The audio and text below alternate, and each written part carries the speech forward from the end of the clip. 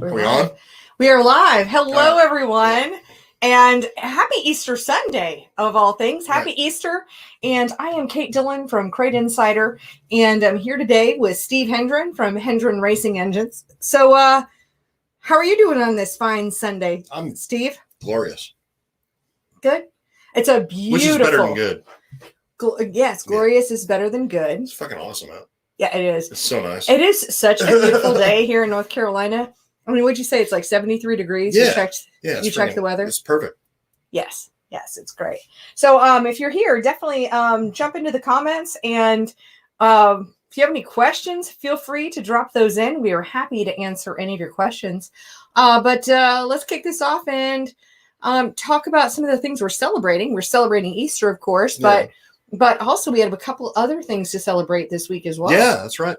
Yeah. Well, one of them is that this show has been going on. We just looked it up today. Like 1 year minus a couple days. Yeah. So March 27th is when we started this show of Unsealed. Now we have been gone live every single Sunday. Yep. We've missed a few here and there, but we've been live most Sundays ever since we started this show, which was just for anyone who's new here, we started this show because, well, we were locked down and we were bored as shit. We were locked down and bored. We don't normally spend that much time together. He's normally I'd kill her or she'd kill me. Yeah. So he texted me on lockdown day one. And he was like, "Hey, I'm coming to your house after work." I'm like, yeah. Oh, okay.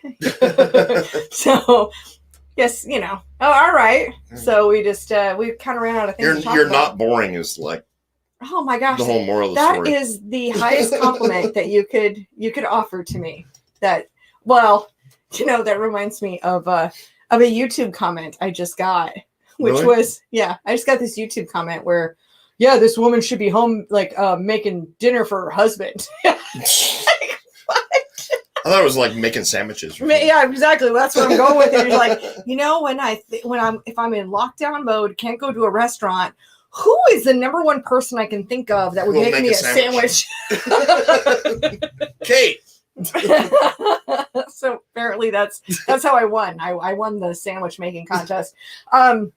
Also, April 1st, no fooling, because I don't know who else starts a business on April 1st, but we did. Yeah. Yep. So that was you. the 7. It was you. Yeah, 7-year anniversary of Crate Insider. Well, that's because I wanted the website to be ready March 1st, and the website guy, that was a whole nother story there. So good God, that was like weird. Yeah, that's a whole nother story. Back then, I mean, now you're like, self-sufficient. Oh my God, whatever. I mean, what doesn't kill you makes you stronger, I suppose. Right. But we opened April 1st. So that was our 7-year anniversary. And awesome assistant Tori went and got it and surprised us with a cake. That was pretty awesome. That was really awesome. Yeah. That's why she's awesome. And you forgot to thank her in your whole post you made the other day. So I did. I saw that you did. So that was fantastic. Yeah, I should have thanked her especially. And, but I was reaching out to the customers and the manufacturers. So Friday, she was awesome assistant Tori. Okay, wow.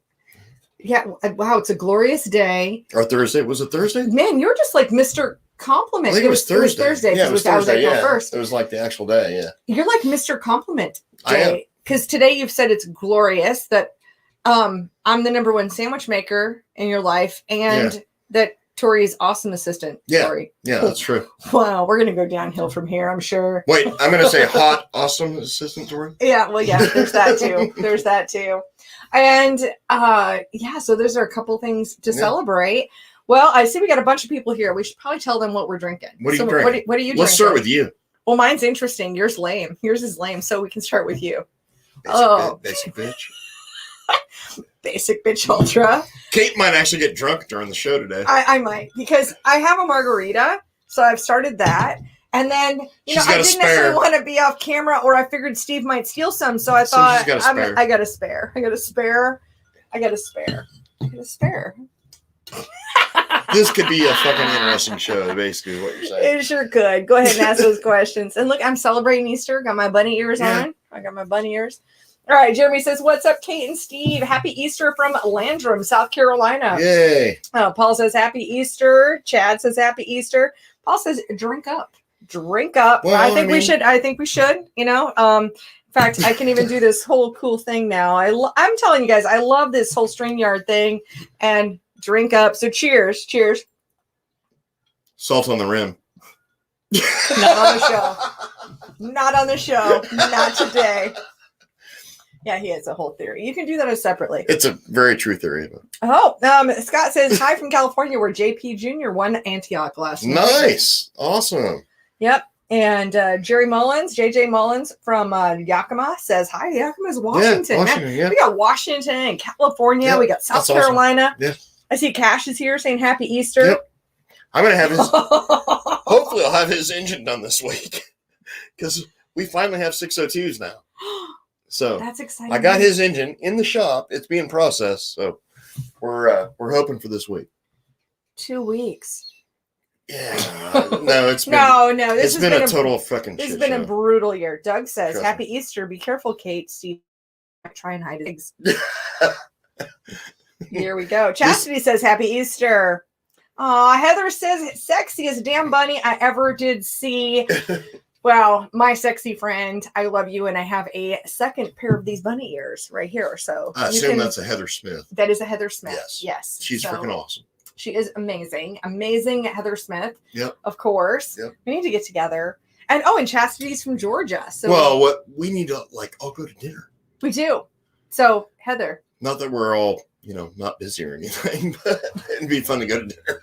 Well, it would be fun to go to dinner. Yeah. Yeah, well, because now a person can go to dinner in North Carolina. Well, that's true. Meet up in Shelby or something. Yeah. Yeah. Like the last time Mm-hmm. when the dude walked in on her in the bathroom. I don't know about the that. last time we went to dinner, that dude walked into her when walked in on her in the bathroom. Yeah, that was just claiming to be a female or whatever it was. That was so weird. Weird. Well, really I didn't equate because a lot of times Heather and I will just go dinner ourselves. Right. All right, wow, it's about to get real. We got a question here. All right, cool. So I see Jeremy says, let me go put it up on the screen here. Uh-huh. I'm gonna say. Apparently, I just have to. There we go. Oh, the wrong one here. Whoa. Long overdue. Long overdue. Absolutely.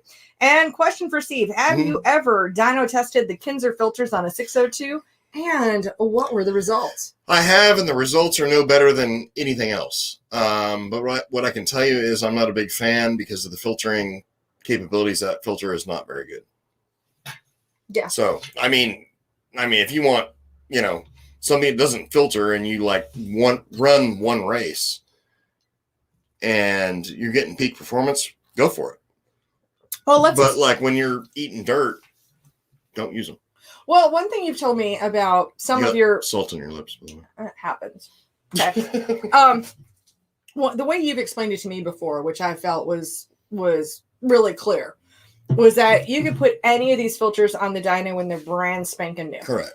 And some of them will actually outperform. I mean, maybe we hear this about K&N versus Walker versus Kinzer versus any of them. Yep. And there might be a clear winner on the dyno.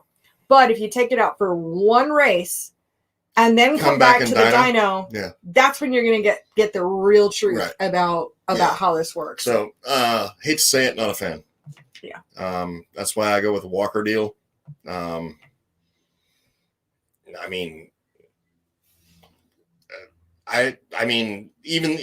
R2C apparently is back in business. I don't know. We don't know.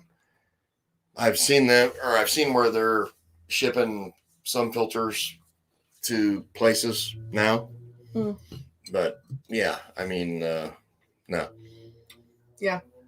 They were a great filter. You ever watch that Aussie Man reviews? I totally do. All right, yes. so no. Yeah, no. Yeah, okay, no. No. Ooh, all right. So we've got another question here for Steve, because you're popular today. I've got the ears on, and you're popular. Well, I fucking should be. Yeah. Because you got ears on. You're special. Matt says, hey, Steve, I have a 525 that keeps burning up a cam sensor. Can you recommend a fix? Honestly, no. Those cam sensors are pretty... I don't know how to put it. Are they touchy? Well, yeah, touchy. Yeah. I would try an aftermarket one if you haven't already. Because that's going to be legal to have a Yeah, aftermarket well, cam of sensor? course, because I mean, there's no rule against it or for it. But yeah, I would probably try like an aftermarket cam sensor. I recently had last week I had like a friend of mine who had like a crank sensor go out. Mm. What I can tell you is these things will run without a cam sensor. I mean, you can unhook the cam sensor and the thing will run. It's not going to run without the crank sensor. Oh, okay. Gotcha. Okay. All right, we got another question for you here, Steve. Steve, thoughts on a 650 Braswell carb on a 602 engine, one season old? My thoughts on Braswell carburetors are, if you're racing a super late model, they're freaking awesome. If you're running a crate, I would sell that thing and buy a new one. Okay. Sorry, I mean, I've owned Braswells, and like when I raced super late models back in the day, I ran a Braswell. Yeah. Or, I mean, one of them. I mean, the other one was like a Willys. But as far as the crate side of things go, nah, not so much, man. My recommendation is always either us, which not trying to self-promote on the show, but us, and my brother builds our carburetors, David Smith, Willys, or Stealth. Yeah. So. Well, I mean, I don't know, self-promote. It's our freaking show. Well, it's our show, but you know, I don't. No, like, but I we don't do like like being. Well, we don't want to. You know what I mean? You know what I mean? I already do Top 5 Tuesday. That's like a 20-minute infomercial. I'm not a big. Yeah. I'm not a big self-promoter. Yes. Well, but, you know, you got to learn. But, I mean, do Braswells run good? Yes, they do. Yeah. But are they going to give you the peak performance? No, they're not. Well, I mean, I think something that is just in crate racing. Well, and that's what we're talking about, of course, is Right. crates, and that ends up being like it's a whole other thing, because a lot of times my customer base is either guys coming out of like 4 cylinders coming into a crate, and so that's like a, you know, stepping into a different world. Right. But I also deal with a lot of super guys that they think that they can just like, oh, what the hell, we'll just do what we've always done with this crate. Right. But then then they realize it's a different world. Yeah, it is. It really is. Okay. All right. David says, hey, Steve, how about the Wix oil filter? Well, Wix oil filter is badass. I got no problem with them. Now, I did have one. I had a guy call me on Friday, and he actually had a Wix filter fail. What? On 525, yeah. And I've never seen this before. I mean, I'm telling you, I've seen plenty of Frams fail and everything else fail. But he changed his oil, and he went from his normal, 45, 50 pounds of oil pressure to 16. Dang. So he called me, like, not a customer of mine, just somebody called me and asked for advice. And I said, well, change the filter first. But I've never seen one fail.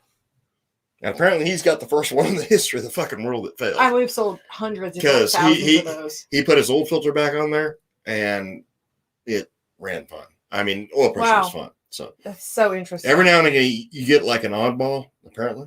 Yeah, well, I mean, but yeah, that's maybe Inspector 58 just didn't quite do their job that day. Buy 5,000 rounds of 5.56, and you might get a dud. Is what I'm getting at. So, you don't know. Been shopping for ammo? Well, no, I'm not contributing to the whole panic buy ammo thing. Yeah. I've got what I got. I'm good with that. Same here. Yeah. So if everybody would stop buying fucking ammo, we would get back to normal prices. Yeah. So stop panic buying shit, dudes. Yeah, I hear you. Hate to turn the whole filter thing into an ammo question, but I mean, it's kind of the same thing. Well, it's the toilet paper of today. Right, exactly. Jennifer likes my bunny ears because I'm glitter and they're cool. Awesome.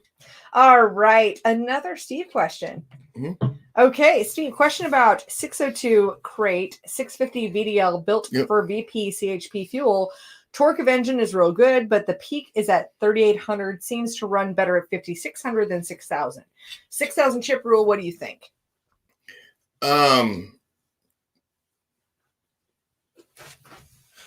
Sorry, I'm like burping because I'm drinking beer. If you were drinking margaritas, then that wouldn't be an issue. Yeah, I know. 3. She's got real good torque. Yeah. But it runs better at 5,600 than at 6,000. But with the 6,000 chip rules, should he get a different chip or should he? No. I mean, you're stuck around the chip rule. I mean, VDLs, like normally they do like a lot of asphalt stuff, not so much on the dirt. Mm-hmm. So I'm assuming you're running asphalt because of the VDL. I think. And no, I can't quite tell from his picture. No, I can't either. But he is in Yakima, and there's not a ton of dirt tracks. Yakima, Washington? Yeah. He's probably running asphalt. I say, I mean, are you knocking the shit out of the rev limiter? Like 6,000 chip rule? Because it's like it's way too low, honestly. I mean, we out here, we turn them to like 64. Yeah, I was going to see if he has any other comments on that. But Jerry, if you want to add on to your comment, feel free. Yeah, I mean, and we can dive a little bit deeper there. I mean, VDLs are 99.9% of the time like asphalt carburetors. Right, gotcha. Matt, thank you, and Chastity with the Braswell. She says she's got a Hendron engine. Oh, okay. Yeah. What's her last name? Bowles. Oh yeah, okay. Great. All right. I haven't even read this question, but I'm going to jump in. This is from YouTube. Jeremy says, is it true that the 602 loves a smaller CFM carb better than the 650 carbs? The Thunder Series specs are rules to a Holly style 650. I hear the buzz of folks building a 600 center section. Yeah, we are doing that. You're that guy? Yeah. No, I mean, my brother and BLP, who makes probably, I don't know, 90% of the center sections out there, we're like currently building a 600, and the 600 likes that engine a hell of a lot better. Wow. You're on margarita number 2. I am on margarita number 2, and we're only like 15 minutes into the show. Kids gonna get fucking drunk. But no, I mean seriously, no, I mean that 600 that we're doing right now, it's a badass mofo. Yeah. Good deal. Well, being Thunder Series too, he can also work with you guys and get on the dyno as well. I mean, if you're Thunder Series, that means you're in the Southeast, you're in South Carolina, correct. More than likely you're in North Carolina. So, something to take a look at. No, I mean, but I mean, excuse me. We actually dynoed Gray Parton's 525 last week. Mm-hmm. And we put a 600 on there, and we made more torque with it and had the same top end power as a 650. With what kind of engine? 525. With a 525? Yeah. Okay. I mean, you probably said that at the beginning, but yeah, I mean, you kind of buried the lead there. So, but I mean, like, I wasn't paying attention. But it's all airflow. Yeah. I mean, people are you gonna run a 600 on a fucking 525? Most people are like, no, that won't work. Well, guess what? It freaking does. Well, it's interesting. We proved that last freaking Wednesday or Thursday, whenever it was. Well, that's fascinating because, when we started down when I started Crate Insider, we were really going towards this direction of going from 650s over to 750s. It was like bigger is better.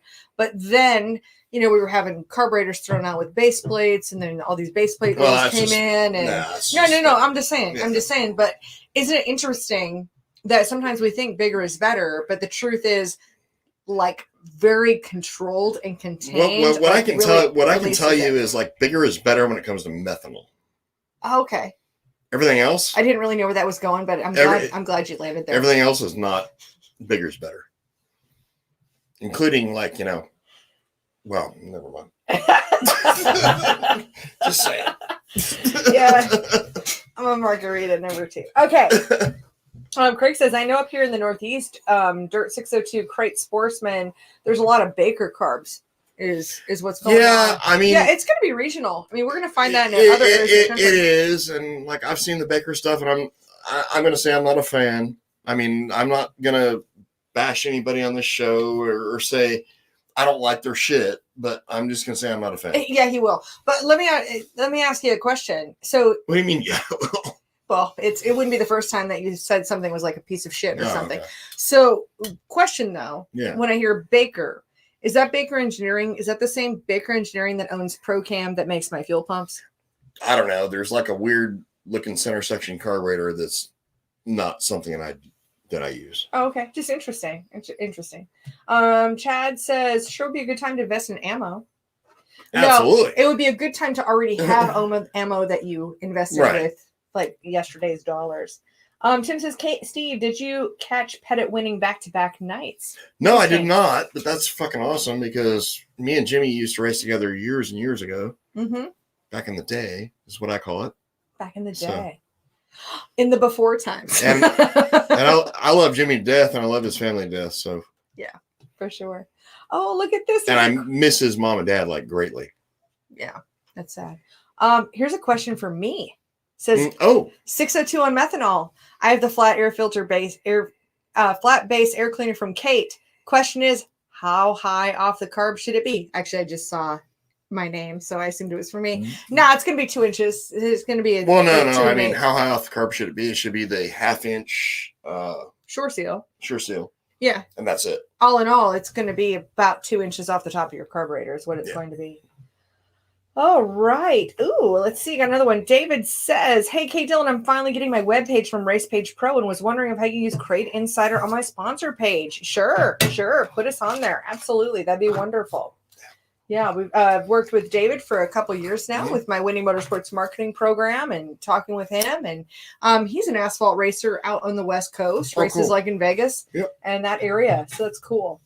Yeah, I just thought this is interesting. Chastity says they're running the mod street class. So that's cool. That's great. I don't know what that is, but yeah, I don't actually know what that is, but either. You're right. Yeah. Oh, Terry says, okay. Ooh, here'll be a Steve question. It says, hey guys, with running E85, would timing be about the same as running 93 octane? Absolutely not. No. Is it going to be a hard no on that one? That's a hard no. Okay. If you're running 93, I would not go above 34 degrees on no matter what you're running, 602, 604, whatever. With the 85, I mean, depending on the carburetor you have, I mean, we've seen timing like at 38. We've seen it at 36. So my recommendation is get on a dyno of some sort, with albeit engine dyno or chassis dyno, and make sure that your timing is correct. 9 times out of 10, we ended up about 37. Okay, but don't do this at home on your own. No. I mean, don't time your engine at 37 and like go race, because I've seen shit where like it still runs best at 34. Yeah. Well, I mean, okay, you can close your ears for a second, Steve, if you would. I know you won't. He's Swan. Yeah, well, actually, you don't listen to me normally anyway, so it's okay. Okay. No, but I will say, being an outsider and having seen this happen and seeing cars on the dyno so many times, that to see where they start and where they end, it's not about special magic. It's about using what you have and tuning it to get to the peak performance of what your parts will allow you to do. Right. And I just, I don't have a dog in that race or whatever the case may be. Like I know, but I didn't want to say those two words in the same sentence on this show and on all the social media profiles. But I mean, I have no money to be made by suggesting that you go to a dyno, but I'm going to suggest that you go to a chassis dyno, because it's really amazing. Chassis dyno first, engine dyno second. Right. But a chassis dyno, more than anything, it's amazing what you guys have been able to uncover, because that's fine to have an engine dyno, but it doesn't tell you if your wiring, if your ignition system is good. It doesn't tell you if you've got any bind that's happening through your whole drivetrain. Right, correct. Those are the questions that I see answered every single time I watch somebody on the dyno. Yep. And chassis dyno. On the chassis dyno, and those aren't things that you would uncover on a. Well, it's real world numbers. Well, yeah. So. I mean, it's right there with like. And I'm not saying don't go to the engine dyno. I mean, no. I mean, I've got plenty of buddies of mine who, in the same industry, I mean, we're really good friends, and they have engine dynos. I'm just saying that like a chassis dyno is going to tell you like twice as much as an engine dyno. Well, it's going to bring up the big questions. you're going to see the air fuel ratio. You're going to know your headers, not just the dyno headers, where it's your headers, and making adjustments to your carburetor to get your peak performance. I mean, honestly, when I look at it, I'm like, wow, this is almost like magic. I mean, one of my good friends is Willie, right? Willie's Carburetor and Dyno Service. Yes. You know what he uses the most? His chassis dyno. His chassis dyno. Yep. You know why? Because it works. Because it tells you everything you need to know. Yeah. I see. So we got some more comments here. Brian has commented that's a big old cupcake. It looks really big, but it's kind of shallow. So it's a little deceptive. You know, I'm sure this came from a restaurant or something. So probably. Yeah. Because it's really not as much as you would think.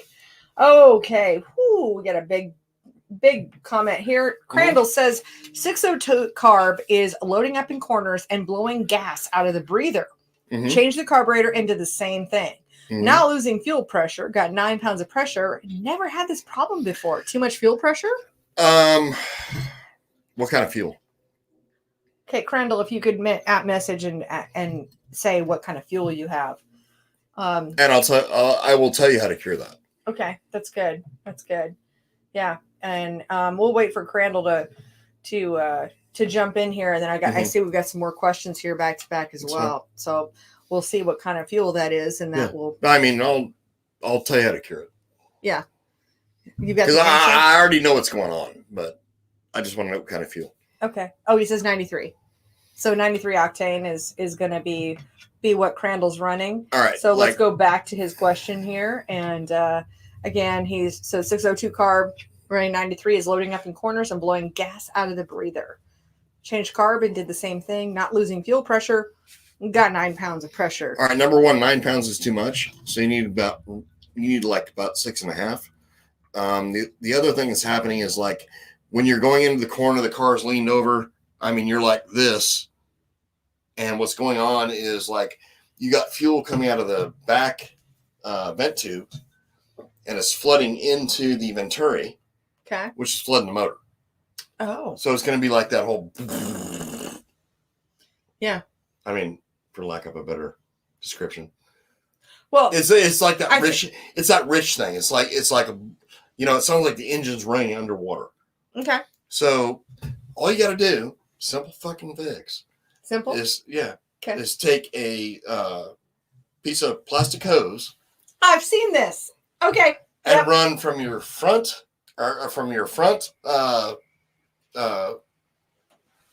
vent tube to your back vent tube, cut a slot in it where it can still vent, and get it as high up as you can to the air cleaner. I mean, to the top of the air cleaner, and your problem solved. Well, and let me ask you this. So I've seen those before. It's like the little. Now, if you go into the corner and you're like, car's laid over like this, and the thing goes, buh, like you jump on the gas and the thing goes just dead, then you're running out of fuel. Okay.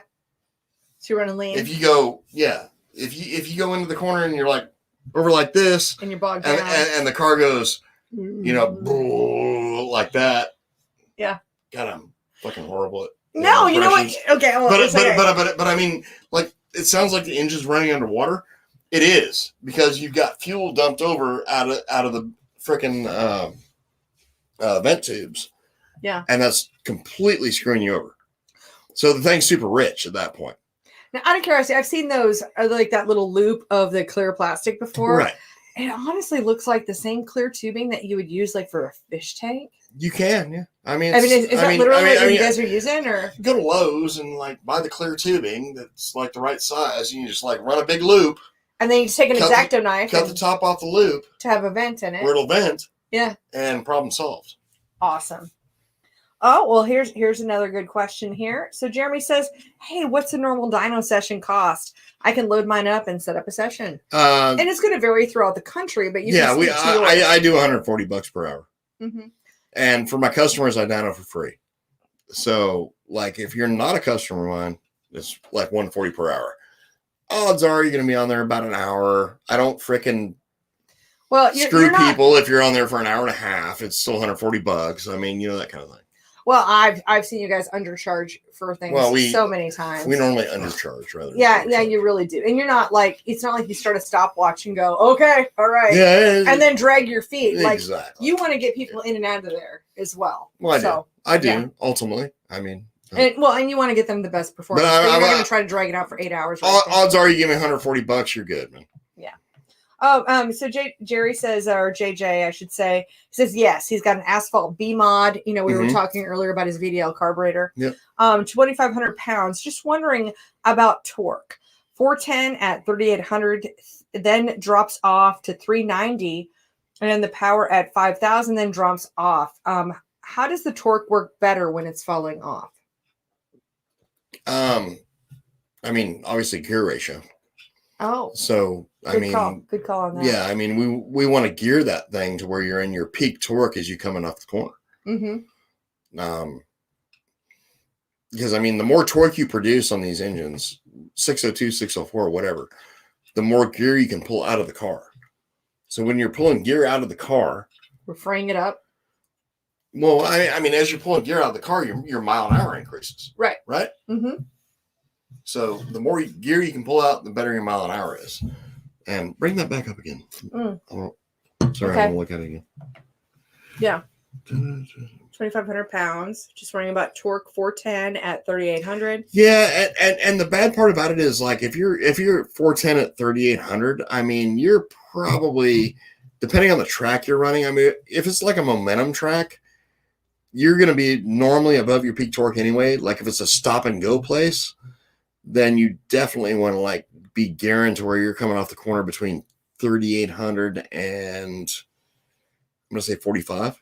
Well, I feel like he's got some really good torque numbers here. I mean, this is going to be a 602. Yeah. And being his torque is 410 at 3,800. No, and then really 390 at 5,000. I mean, that's some really solid torque numbers right there. But so I mean, you want to be in your peak torque as you're coming off the corner. That's the most important part. Yeah. Awesome. Brian says, RIP to the Madison family. I'm not tuned in. Is that? Yeah. So yes, rest in peace. Yeah. Sure. I mean, 100%. Yeah. Okay, here we go. We got another question. And from Jeremy, says, when changing my valve springs on my 602, is there horsepower to be found in preload, or should I just set it to 3/4 and let it ride? Well, 3/4 is actually my recommendation. Well, that's how you set them, right? Well, it is. And I actually, I mean, I'm not like a bragger. Oh, but like I told GM years ago, needs to be 3/4 preload. Right. Right. So finally they started recommending like half. Half preload? Half preload. Instead of 3/4? Half turn. Yeah. But yeah, 3/4, absolutely. And yes, there is a performance gain. Interesting. Well, and that's a video. That was one of the very first videos we put out for CrateInsider. If you're not in valve float. Don't float the valves, you're fine at 3/4. Yeah. Good to know. Good to know. Yep. Okay. Oh, and Crandall is asking, he says, well, with his, remember, he has 9 pounds of fuel pressure. Right. So he says, do I need to get a regulator and get the pressure down? Yes, you do. Yeah. 100%. That's a good one. Yeah. I mean, on pump gas, 6.5 pounds of pressure, you're fine. Yeah. 9 pounds, you're overpressured. Well, yeah. That makes me wonder. So we sell 2 different fuel pumps. I'm not trying to sell fuel pumps. It's just like I only sell 2. Right. I sell a 7.5 and I sell a 15 pound. Generally, like a 7.5 is going to run about 6.5.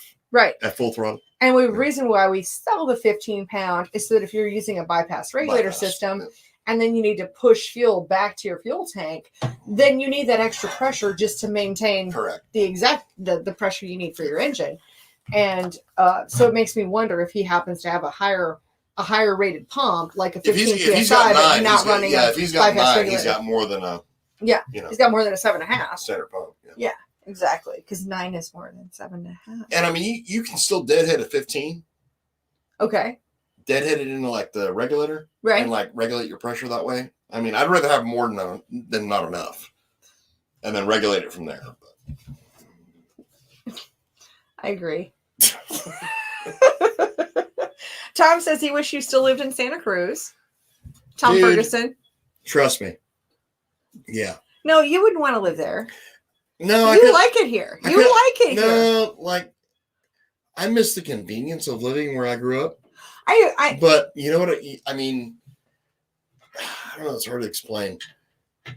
Dude, like, I can't even get you to leave the county. So well, no, you must actually like it here. Well, I do. I mean, I don't dislike it, or I'd be back in California. But I miss the I don't miss the taxes there. Right. I don't miss the whole.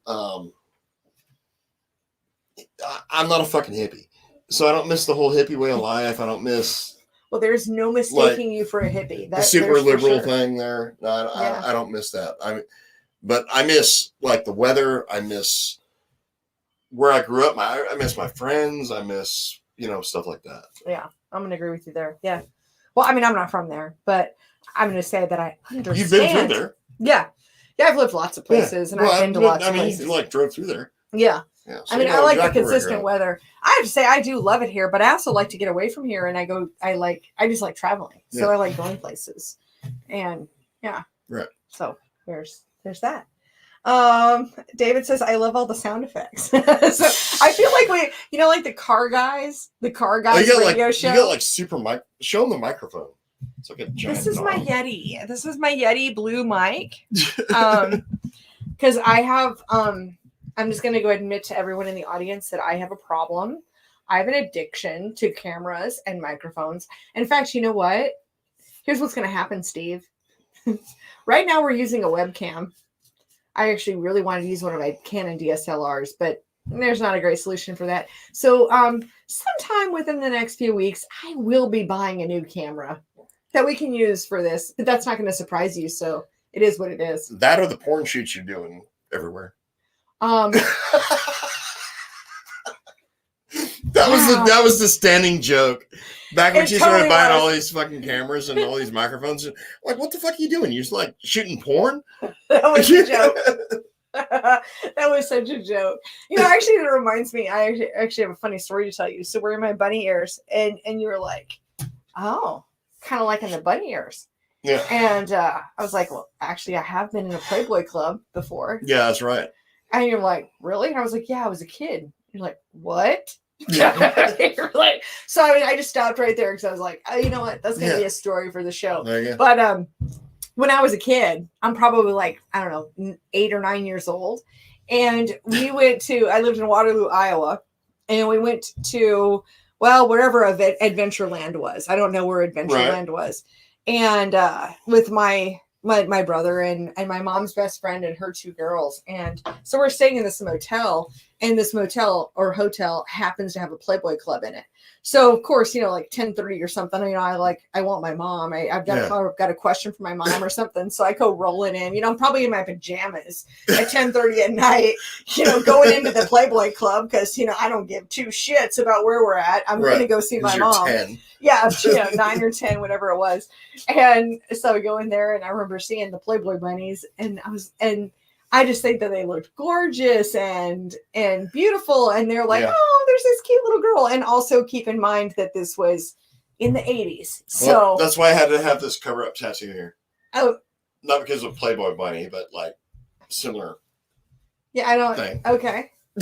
Well, it was a panther before. Now it's a dragon. Well, yeah. I mean, don't date a fucking stripper. Oh, that's right. That's right. You got drunk. You and the stripper went to go get tattoos. Or you let her pick it out, and you ended up with a panther, and you're not even a Carolina Panther. Exactly. I fucking hate the Panthers. Good God. Oh my God. That's hilarious. All right. So Jeremy says, hey, thanks for answering all my questions. I'll be up for a dyno session soon. Y'all have a great evening. Hey, thank you so much. Thanks so much, Jeremy, for joining us on YouTube. This is kind of a new thing that we're streaming to both Facebook and YouTube. Yeah. It's really exciting. Okay. Oh, this is going to be lots of words here. So Jake says, does the 602 have a 1 or 2-piece balancer? Our car had some timing issues, and our engine guy was convinced the balancer spun. The newest ones are basically a 1-piece. Okay. Is there something new on the balancer again? No. I mean newest meaning like, I don't know, freaking 10 years. Oh, okay. Like the older ones are a 2-piece. Yes. The newest ones are basically a 1-piece. Well, what do you think about this whole spin thing? It's like really rare. Because you've got a 10-year-old engine, you're probably not racing it. Yeah. Yeah. Brian is here. Brian Littleton from Racelogic, and he says, "Hey guys, lots of Racelogic winners this weekend." You know, I saw some of those posts, Brian. That is so exciting because, you know, it's like what we try to do this show. By the way, I was watching his show the other night. Yeah, tell me about it. And he lit you up. Oh. Brian did. He talked about how cool you were. Awesome. Yeah, exactly. I thought it was pretty awesome. Well, and then Dave Hammond talked about how Alex is a pussy and doesn't like unboxing, you know, Dave's because of all the staples. Right. I have noticed that Dave does not put 1,000 staples into the boxes he sends to me. He doesn't. He does not. No. Only to Alex. But no. I mean, Brian's whole thing, man. I'm telling you. I went to the whole late model school. Yeah, the Crate late model. The Crate late model school, and I mean, primarily that's kind of what we do. Yeah. I mean, we do a lot of street stock stuff and everything else, but I'm just saying, like, as far as like, if you want to learn something in a freaking late model school, go to his deal. Well, you know, and I thought it was really cool because this was your very first. It was, and I learned shit. I mean, that's what I posted when he was like talking the other night. Mm-hmm. That's what I mean. I learned shit that I didn't know before. Mm-hmm.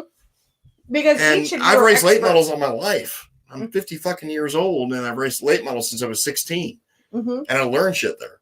So, well, and I just feel like it's a huge, like, bringing together the technology gap. I mean, when we talk about the haves and the have-nots in our world, when it comes to racing, I just feel like the Racelogic chassis school is the great equalizer. 100%. So, I mean, you could be in the middle of, I mean, I've got customers in Wyoming. You can be in BFE, which would be in Wyoming. Yeah. But, I mean, when it comes to technology. Or you know what? You could be working your tail off just to be able to, you know, to be able to take go race on the weekend. And be able to race on the weekend. Yeah. So you're not able to be gone for 3 days to be able to be there. And, you know, I'm so grateful. You can buy it online. So, well, and I'm so grateful for the opportunity. I mean, Brian and I working together where I go out and film it.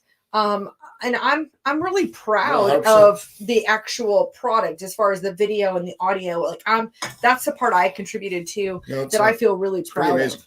Yeah. If you like this video, and we're not on here to like shill for Racelogic. It's not about that. It's what the difference is. We're here to shill for ourselves. Well, but I'm just saying. But the truth of the matter is that there has always been a very big disparity between the haves and the have-nots in racing. Absolutely. So if you're not somebody who can hire an engineer to be on your staff of your 604 late model team, well, you know what? Which I deal with people who do have that capability. Right, and good for them, and that's fantastic. But if you're the person who, you know, this is for them too. Well, still, I mean, the cool thing to me was like you had people there like Chip Vineyard, Matt Henderson, guys like that who showed up not to like keep their secrets, but to like give them away. Well, I would say the other thing is and just doing what I do with marketing, it is really hard for me to settle in and actually listen and learn because I always have to keep up my filter for what are they trying to sell me? What are they trying to sell me? Right. And rule number 1 of Racelogic is you're not here to sell. You are here to offer information freely. Yep. Now, obviously, there are going to be people who want to do business with you because you're involved with this and you give away information. But it's not 2 days of sales. No. That you have to filter. No, it's like you have to buy this or you'll never fucking win. Right. No, it's only buy a Hendren engine or you'll never win a race. It's not that. None of that. No. All right. So let's see. We got another question here. I see from can you please Tom says, can you please talk about the 602 and 604 balanced flex plate running into a lot of people that don't know? Yeah, okay. Yeah, I mean, me and Tom actually talked the other night, to be honest with you. Okay. And here's the deal. So if you're running a 602 or a 604 and you have to use a flex plate, I mean, whatever the class is, you have to have the frickin' counterweight. Oh, yeah, externally balanced flex plate. Yeah, that's what I saw. Mm-hmm. So you have to have that. There's no such thing as anything after 1987 that was produced by GM that can't run that. I mean, nothing is internally balanced on the backside after that date. Well, even the HTD drives, I mean, we still have to go with an externally balanced flywheel as well. 100%. It doesn't matter. I mean, whether you're running a little Burt flywheel or brand or whatever, you have to have the counterweight on there. So. Good to know.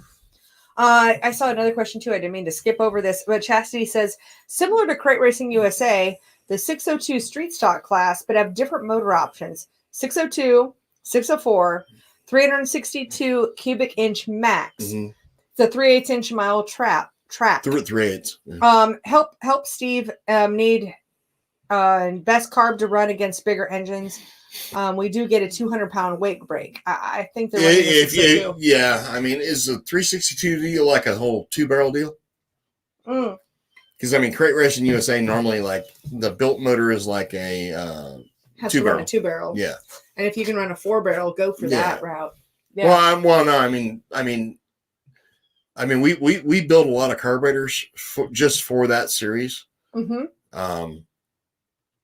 And normally, like what we're doing is like our 600 stuff or our 650s with like the small base plate that Willie provides us. So. Oh, interesting. Yeah. Okay. I mean, we got like there's like a lot of shit going on carburetor wise right now. There's always a lot of stuff. That and headers. But no, I mean, normally on that 2-barrel deal, if it's a 362, they're running a 2-barrel. Everything else is running a 4-barrel. Oh, she's saying that no, they allow a 4-barrel on all the options. On all the options. That's interesting. Yeah. I'd need to look at the rules for the 362. Okay. Honestly, to give you an accurate well, because answer. there's got to be some way that they're going to restrict it, because that 362 is going to be a hell of a lot more horsepower just out of the gate, right? Not just so depends much? On the rules. That's why I said I need to look at the rules, honestly. Okay. Yeah, I mean, a lot of that stuff is normally like the 362 and the 604 is going to run a 2-barrel, and the 602 can run a 4-barrel. Which is the rules I'm familiar with. But I would be interested in looking at them. So, I mean, email me at hendronracing@gmail.com. Send me the rules. I'll drop that in. Yeah, send me the rules. Then I can give you like an accurate, once I read the rules, then I can give you an accurate, Is that right? Opinion. Oh, I guess I have to spell it correctly. Everyone's going to forgive me for the I'm getting on the hendronracing@gmail.com. Yeah. Right. Okay. So I'm going to jot that in, but I'm also going to show it on the I'm just going to show it on the screen. So you've got Hendron Racing. If you've got any questions that are specific for Steve or any kind of follow-up, you can get him at hendronracing@gmail.com. And if anybody has questions for me, since Steve has now ditched me, and he'll be back. And I see Chastity says, okay, thanks. But yeah, I mean, there's just so many different rule packages out there that it's hard to stay on track with all of the things. Yeah, I'm thinking that these margaritas, since I'm on number 2 now, I'm feeling pretty good right now. So this is pretty fun. Oh, you're back already. Okay. Yeah. Oh, good. Because I was kind of flailing. I'm not as cool as you. You got the rabbit ears, though. I do have the rabbit ears. I'm liking my glitter rabbit ears. Liking those. All right, we got another question for you right here. Huh? And any questions, you guys, just feel free to drop them in. We're happy to answer any of these questions, whether it's for me or whether it's for Steve. Either way. Yeah. So Darren says, on a 602 IMCA Northern Sport Mod, what is the best bolt-on part cost versus performance gain? I'm not sure on that question exactly what you're asking here. I get it. You get it? Okay. That's all that matters. It's I'm not familiar with the class, but I'm going to go with. Well, I can clue you in on a couple things. Yeah. For one, the 602 Northern Sport Mods, they can only run straight tube headers, so there's no stepped headers. I believe I don't really sell a lot of carburetors in that class, so I'm not sure if it's a 2 or a 4. I think they can run a 4-barrel. I think the 602 Northern Sport Mods can run a 4-barrel, and I think the built maybe run a 602 or run a 2-barrel. I'm not 100% sure on that, but one of the major things is I do know they have to run straight tube headers, and that's going to be in effect. Oh, also V-belt. You're gonna have to run a V-belt front drive. Yeah, I mean, front drive stuff. And you have to run everything on the front, so there's no running anything on the back. Yeah, it's kind of like the whole mod thing around here. Mm-hmm. Yeah. And he says he has four barrel for 602 is what he does say. Is there like does it have to be a Holly carb? I think it does, but I'm not 100% sure. Yeah. And he can mention that. Yep. So 4 barrel for 602. Yeah. Not sure on that. Yeah. I mean, first thing is like always like exhaust, then carburation. 4 barrel in general is what he says. So like no 4 barrel in general. No rule as far as like billet, or it has to be Holly. Yeah, that part I'm not sure about. Well, I mean that's what I'm asking. Yeah. Yeah. I mean, if it doesn't have to be a Holly center section, then the billet carburetor is like your biggest advantage. Oh, that's good. Yeah. 100%. Now, is that still going to qualify as like a Holly 4150? No. Okay. I mean, we still make carb spacers. And we call them a 4150, even though for a billet set. Yeah, no. Okay. So we'll wait for that answer to come in. There, we'll get back to that. So I see, I'm going to go ahead and put Nick's comment on the screen. He says, "Hey, you look great with the bunny ears." There you go. Awesome. Thank you. Got another question here. So Sean says, what are the best pulleys and fan to run on a 602? I am running a reverse mount power steering. I mean, pulley wise, I've never seen a difference. So I mean, either V-belt or serpentine, either one. Well, why would you go with V-belt if you're running power steering on the back? Because it really makes no difference. No, but what would you need else to run? I mean, what would you V to? I prefer the serpentine. Well, yeah, and usually we go with like the Jones 1035, or the KRC. We go with the KRC on the front, for sure, and they're about the same. But and the fan, we like the race fans. Yeah, I mean, I hate to say this, don't buy our freaking 2-blade fan. Yeah, get the damn either the race fan. With like 2 blades or 3 blades where you can add to it. Yeah. Or get the Jones, which race Jones fan makes is the same thing. Yeah. Yeah. But yeah, no, 2 or 3 blade fan, you're good. Good. Yeah, don't buy my 2-blade fan. Yeah. I'm actually sick of making those things. Well, actually, I took them off the website. All right. Good. So, yeah, the thing about your 2-blade fan is wow, that is so 2013. Exactly. It's so 2014. When did we? I don't even know when we came out with the race fan. 7 years ago. Yeah, it's been a while. Well, but no, I don't know when we started bringing the race fans in. I don't know if that was maybe 3 years ago. I think it's longer than that. I have to really look back. Okay, let's see. We said David says, "Hey, Kate, thanks for the quick delivery to Louisiana and helping me change over to the fast plug wires." Yeah, they're really good that wires. I'm in love with the fast wire. Love good those. Wires. Okay, we got a question for you, Steve. He says, from Chad, he said this question is for Steve. What state is Lost Island Lake in? The one that doesn't exist. So for anybody who's new to our show, Steve really wonders if Iowa is a place. I don't think it is. That's where Lost Island Lake is. Yeah, I know. I remember that from last week. Okay. Actually, here's a question for you, Steve. A new one. Steve, do you still build open motors? We do. But I'll be honest. I'm probably not the best open motor builder now because it's like computers. Yeah. So if you're not doing this stuff constantly, then you're falling behind. And I'm going to say I'm behind, honestly. Got to keep your finger on the pulse. Correct. So if there's an open motor you want built, I can refer you to several people. One of my best friends in the world, Jason Orr, 955 Automotive up in Pennsylvania. He is a really badass freaking open engine builder. Yeah. And I can refer you to somebody like him, but for me, not so much. And I hate to say that I'm admitting it. I mean, we've fallen behind.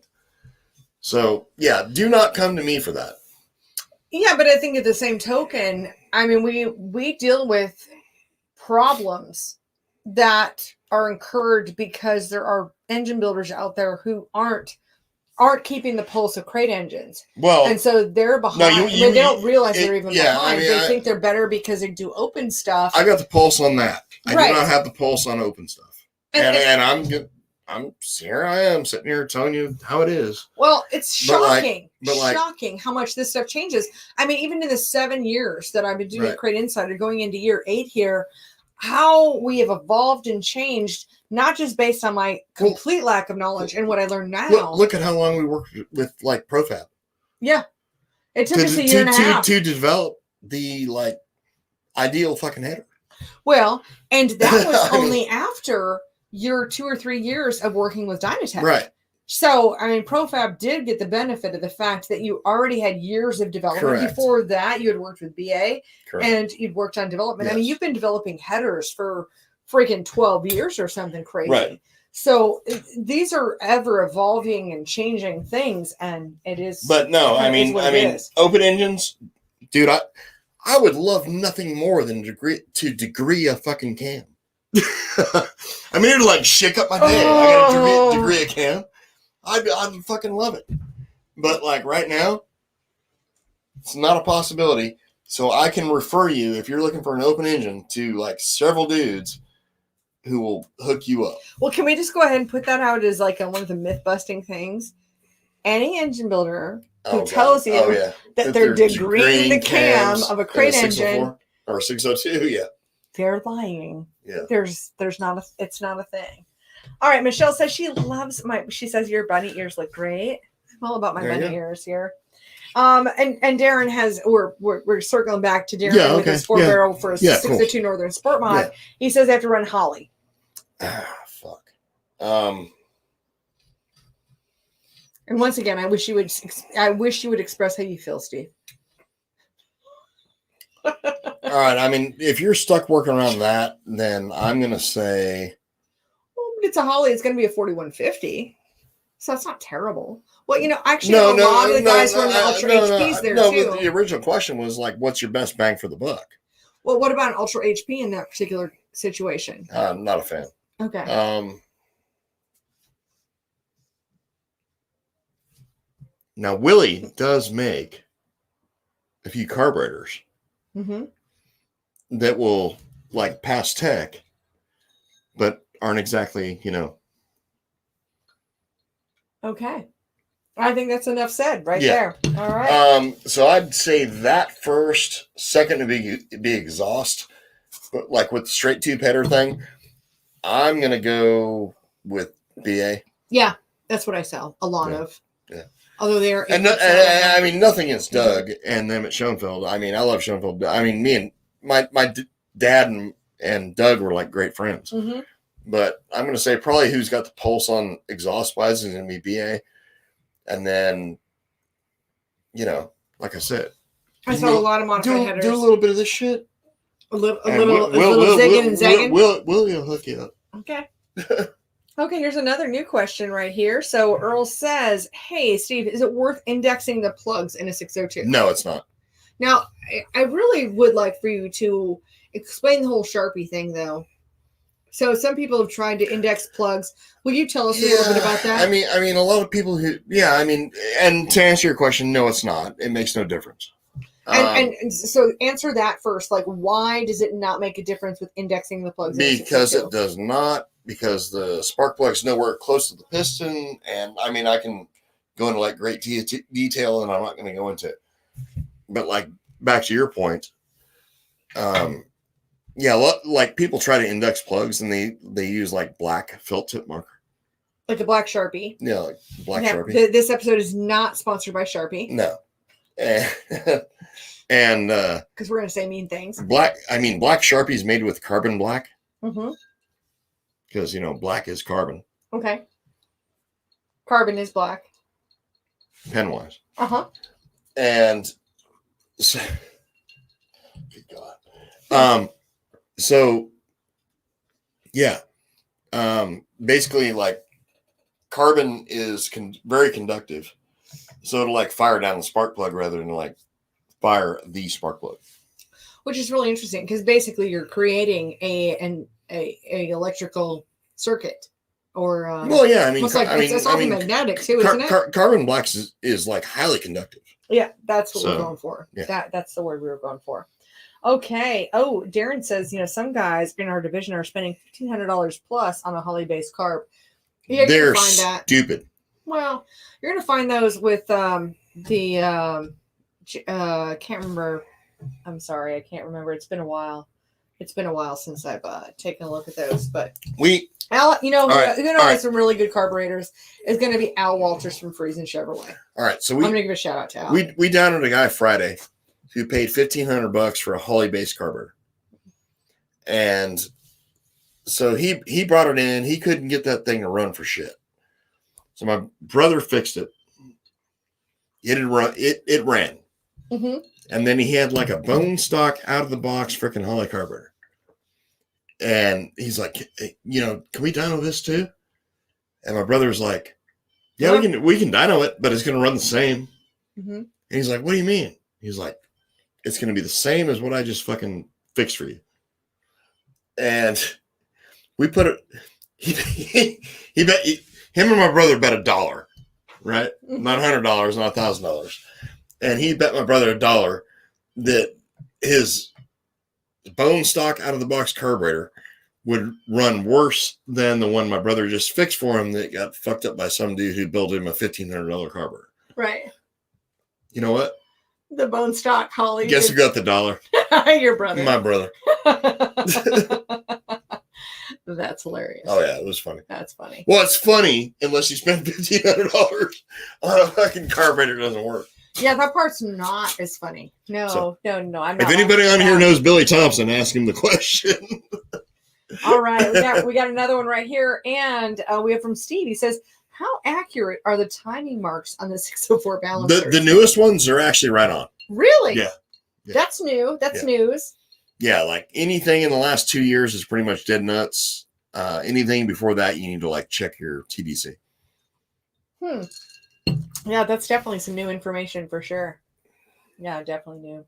Because for a long time, I mean, we've talked about the balancers on 602s. It was essentially like from 2013 or 14 to about 2017.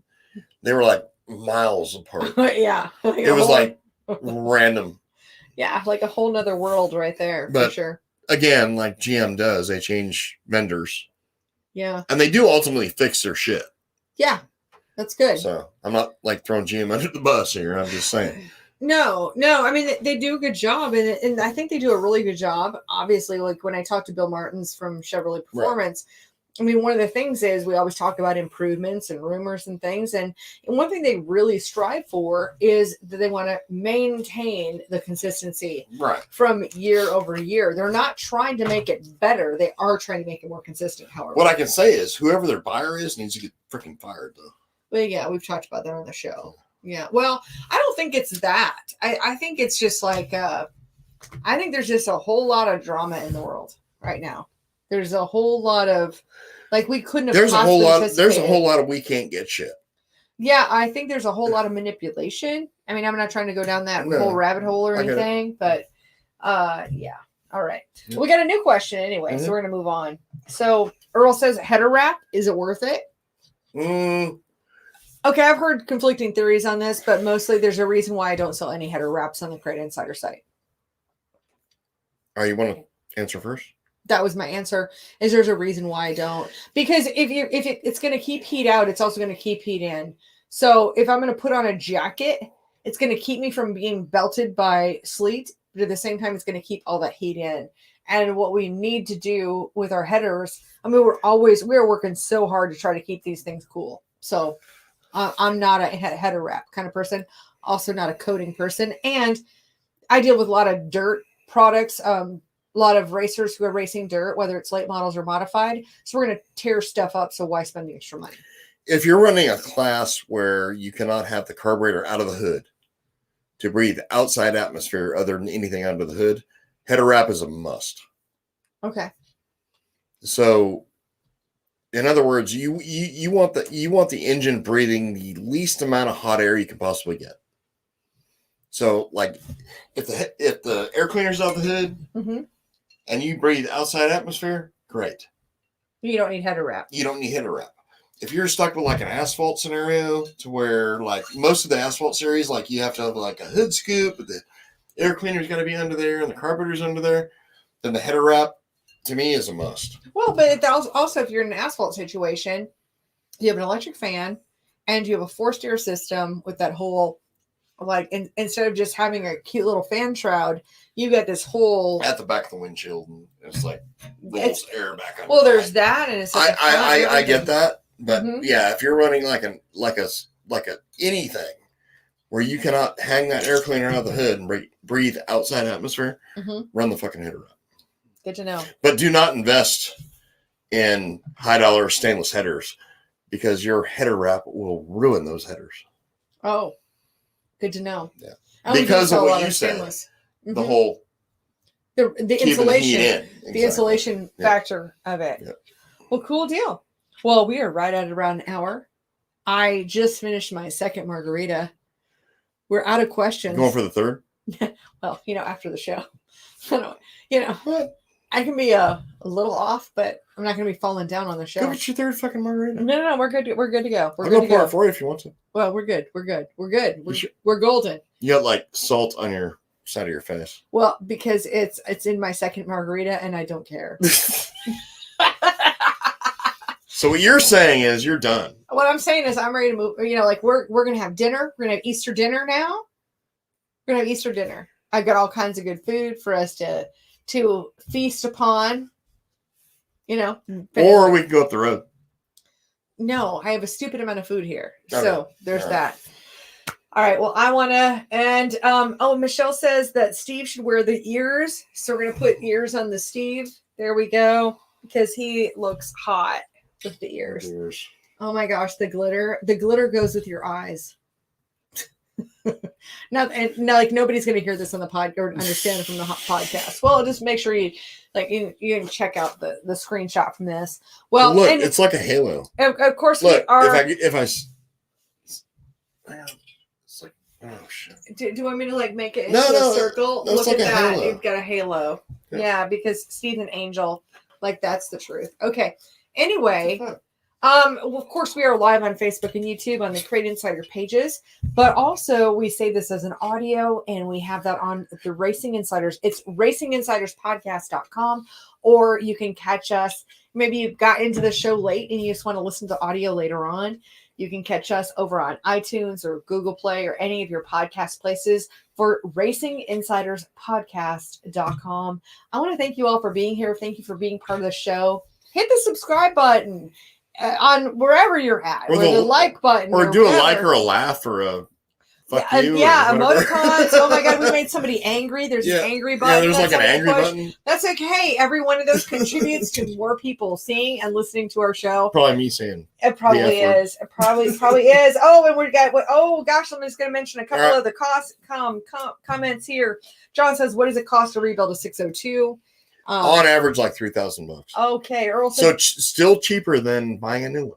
Yeah, Earl says, "Got a Waffle House nearby?" Yes, we do. Yeah, we do. Totally. And we don't have a lot of things, but we got a Waffle House. Everybody has a Waffle House. I agree with Steve. Now remember, David's running Asphalt. He says, tried not running a header wrap and got too much heat under the hood and inside the car. Yep. So exactly. Great tips on that. And I want to thank you all for being here. Thank you for being part of the show. And we will look forward to seeing you next Sunday at 5:30 p.m. Eastern if you want to catch us live. And we'll be back. And happy Bunny Day. Happy Bunny Day. Have a great week. Yep. Bye. See ya.